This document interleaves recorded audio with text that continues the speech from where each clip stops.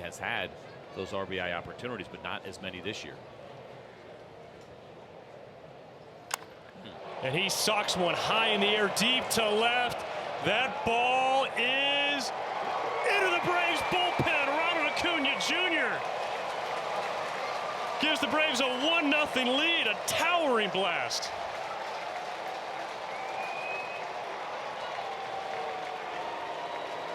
We have found out two things in this series. One, Sean Murphy can DH. And two, Ronald Acuña Jr. can bat third. First time ever in his career.